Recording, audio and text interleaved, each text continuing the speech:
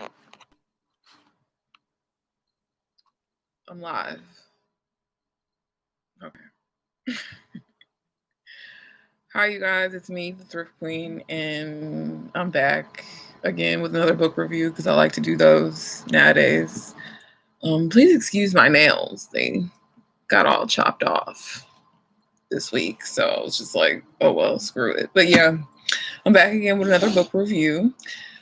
Last week, or over the last 2 weeks, I have been reading the book Mama by Terry McMillian.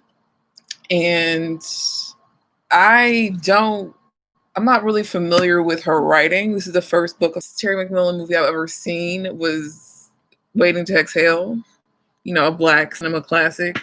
So, I expected a lot of drama, and that's what she brought. She brought the drama. I didn't know what to expect in regards to her writing style, and I was thoroughly impressed. She's a good writer. I was impressed. It's very vivid, very touching. It's very sensory. There were scenes in the book that I felt like I was one of the children in the household.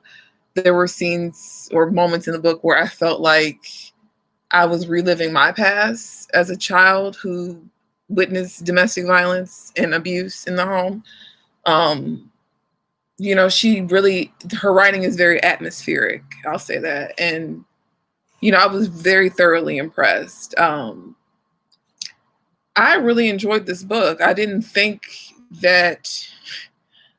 know what to think. I'll be honest. I didn't know what to think of it. It was just such an interesting read. It's definitely explores the familial dynamic of a single mom and the struggles that she has to go through. A lot of people are familiar with that, but I like that this book explored Mildred, who was the main character, the mother. They explored her mental health because I feel like that's something that gets skipped over a lot in our community as Black people, as Black women. Her mental health was something that was ignored by her and her loved ones, but when it came down to it, when she hit rock bottom, like they really did cater to her, which I appreciate. But her mental health issues, unfortunately, like epigenetics, trauma, pain, it's hereditary. This is something that was passed on to her kids in ways that they couldn't really wrap their minds around and, get a hold of to help themselves and better themselves. So it was kind of like a generational curse in a way. This book reminded me a lot of my family. And, you know, yeah, it reminded me a lot of my family, not necessarily my mom, but more so my paternal grandmother. Mildred reminded me a lot of her. Just her sentiment and um her vulgarity. My grandmother, she didn't take no mess.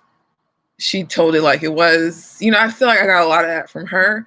But my grandmother and Mildred, they probably reminded me a lot about my grandmother because my grandmother too struggled with alcoholism.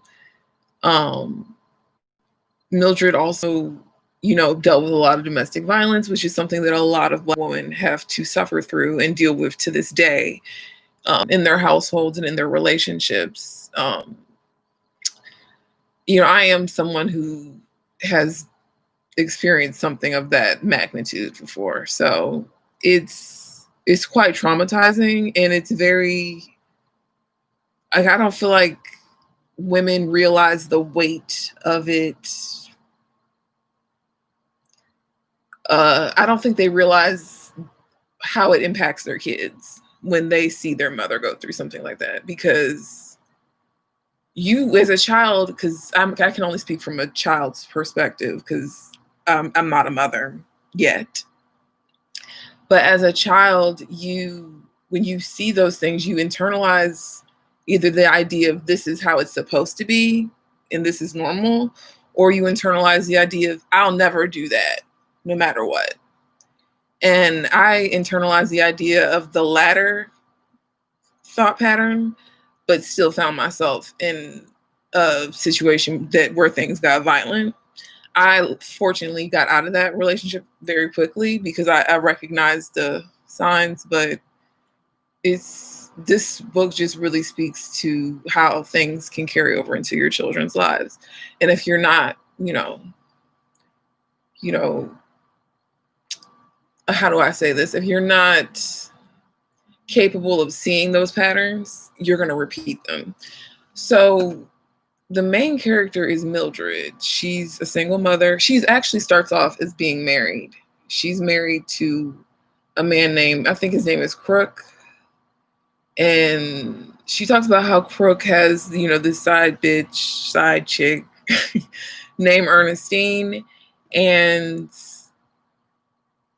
he's been sleeping with Ernestine on and off. Ernestine has one of his kids. Mildred has cheated on him. One of her kids is not by him. This little one right here, that's not Crook's daughter. Like, she kind of alludes to it, but that's not his daughter.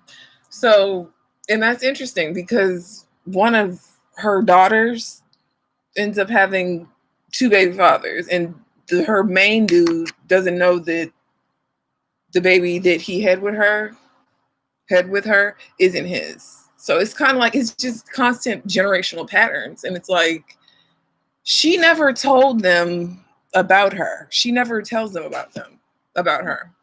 And once again, it's not fair to the kids because they don't know what is happening. They don't know that is a generational curse that they need to avoid.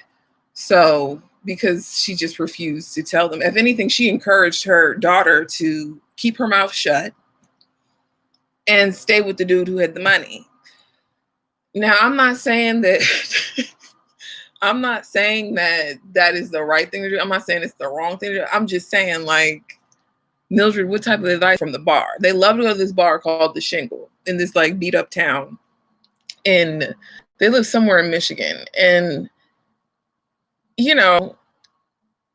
they just are always at the bar getting drunk. And I'm just like, okay, what is, like, it's just a dead end run downtown they live in Michigan. And basically it's like, this is like the 60s, 70s.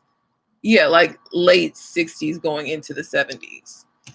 And this book takes course over to like 18 years. Because it starts with like Mildred being like, 18 to 20 years. It starts off with Mildred being like 28, 29, 30. And then by the end of the book, she's like 48, almost 50. But yeah, they live in this town and she's just in and out of jobs, in and out of work. And they just love alcohol. They're always drinking. So her husband one day decides he's going to leave her and he goes to be with his side chick, Ernestine. And for the rest of the book, he's with Ernestine and his other child. And, the kids, they see him when they see him, they get the money when they get the money. So Mildred, she's no longer with him. She divorced him. She marries this other man. More domestic violence, more alcoholism, like more struggle, just a lot of struggle. And I'm just like, girl, really? Like, it was just a lot. Like, I don't know. It was a good book, but it's just, I mean, I understand there has to be an element of like drama and suspense and stuff, but this book was just drenched in struggle until Frida, who is actually my favorite character in the book, she, graduates high school, unfortunately, some things happened to Frida during her adolescence that Mildred really couldn't, prevent. I mean, she could have, but her mind was so dead set on a man and having a man and feeling good and treated right by a man. Like, y'all, when I said this book was just giving me flashbacks, I was like, I need to go check back into therapy because Mildred was kind of reminding me of my mom. I'm like, just pressed on a man, like, and all those men, like, all of them just disappointed her. I'm like, Mildred, you got to find love within yourself. But she didn't know that. But Frida, Frida was like, Frida is me in a sense. not quite. Um, Frida was like, I'm going to get out of this town. I'm going to go to college. I'm going to make something of myself. I'm going to see a whole new life. I'm going to create a whole new vision for my life. And she did essentially that. Like, she left the town, the little town in Michigan. She was like, I'm not working at no damn factory. I'm not building no damn Ford, no Model Ts. Okay. I'm going to go get my education and see this world. And that's what she did. So she goes out to California. Now, mind you, like 3 or 4 years prior, before, Frida graduates, Mildred was trying to move everybody to Arizona. Okay. She was getting a little bit too big for her britches because she was getting ahead of herself. She didn't have any type of plan. She didn't have any type of money. And then she just up and sold her house with nowhere to go. I'm like, it was just, there were times when I was like literally reading this book and ready to throw the damn book because Mildred was like just making these off the wall dinkhead choices. I'm like, girl, you're not ready to do that. Like, she was really getting ahead of herself, like, for real. So anyways, Frida sees all this struggle with her mom and the men that she's dating and all the domestic abuse and all that. She's like, I got to get out of here. I'm leaving. I'm not going to this college that you want me to go to. I'm going to California. So Frida goes to California. She makes, she lives with a cousin that lives out there, and she like makes a way for herself. She's like, I want to go back and visit my family. They see Frida come back. She's a whole new Frida. She's her, this new listening, self. She got a little afro. She's like Black Power. Like, she done read the autobiography of Malcolm X. Like, she's for the people now. Like, she knows herself. So she kind of went to college in a sense. She was discovering herself at this time. And her mom was like, now I didn't tell you to stay out of the sun. You need to put a perm in that head. Like, I'm like, when I say I was having flashbacks, because this is what I was hearing when I went to college. I cut off all my hair in college and grew it out natural and, got informed about Blackness. And my mother was basically on some Mildred shit. So, she comes home and, she's trying to be like loving and kind to them. And she's like, you guys really need to come out here. So, she goes back to California. They're dealing with all these ins and outs in Michigan. And then they finally all come out there. Now, mind you, before they go to California, this little one, he was on that crack. Why? I don't know. In and out of jail, stealing stuff from his mama house, just trying to get that next hit. I'm like, whew, this is a lot. Like, when I read this book, I just think about like, because this is fiction, but this really is somebody's family. Like, this is somebody's story. Like, I know people like this. Like, the United States government has done a number on Black people. And people are out here marching and stuff. That's cool. We protesting. Awesome. We celebrating Blackness. It's Juneteenth. Shout out to the ancestors. Great. But we need something for that crack epidemic too.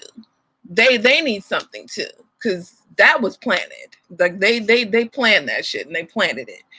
But anyways, like, it was just so much going on in this book with these damn kids.